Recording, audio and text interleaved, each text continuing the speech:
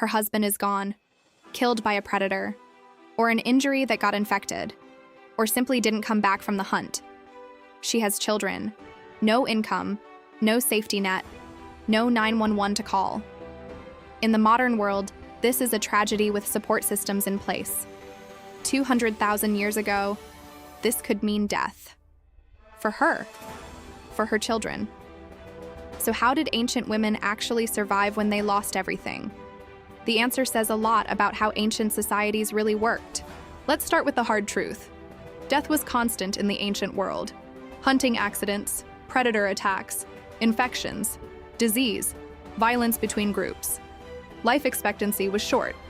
Many men didn't survive past their 30s. This meant something important. Losing a partner wasn't rare, it was common.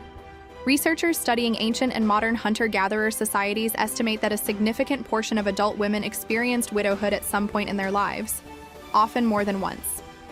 This wasn't an edge case ancient societies occasionally had to deal with.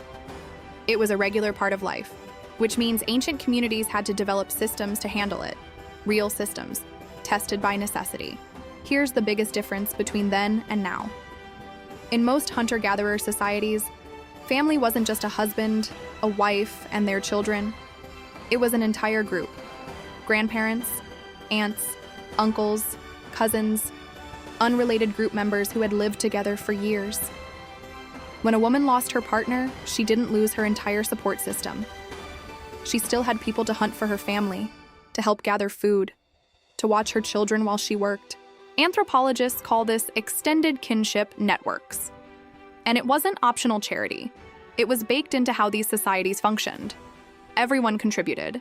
Everyone was expected to help each other. A widow wasn't abandoned. She was absorbed back into the group's web of mutual support.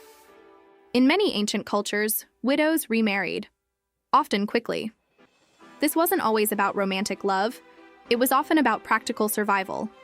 In some cultures, a specific practice existed called levirate marriage, where a widow would marry her deceased husband's brother or close male relative. This kept resources, land, and childcare within the same family structure. It also gave the woman continued protection and status within the community. In other cultures, widows had more independence. Some societies gave older widows significant authority.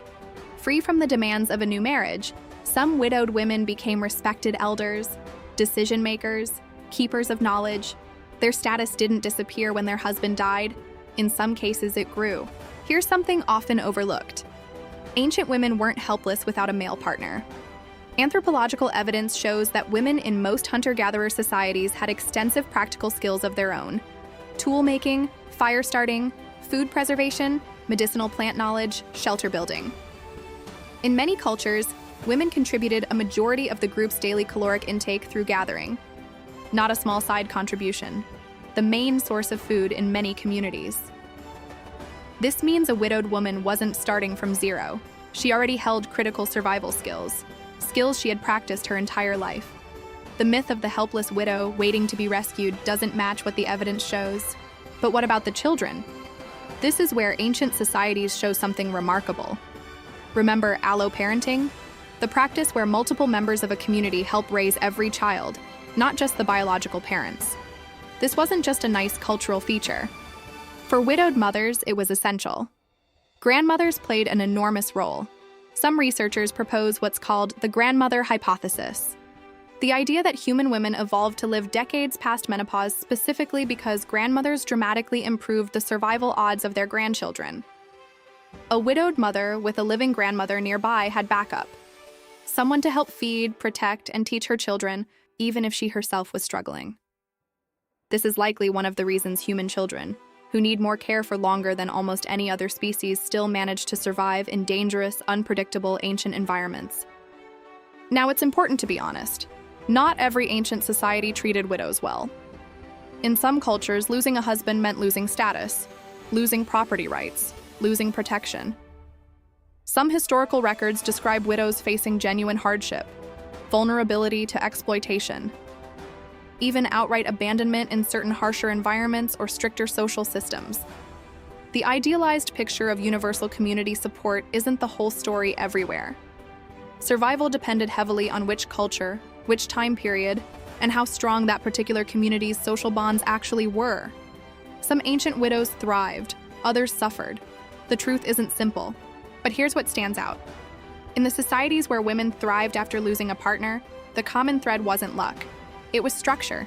Strong extended families, shared childcare, respected roles for older women, practical skills every woman was taught from childhood. These weren't accidents. They were systems, built over thousands of years because communities that supported their most vulnerable members survived longer than communities that didn't. In many ways, the ancient world understood something we're still relearning today. A woman alone is vulnerable. A woman surrounded by real community is not. She lost her partner. But in many ancient societies, she didn't lose everything. She still had skills, knowledge, extended family, a place in her community, and children who were never solely her responsibility to raise alone. The ancient world wasn't always kind, but at its best, it understood something worth remembering. No one was meant to survive completely alone. Not then. Not now.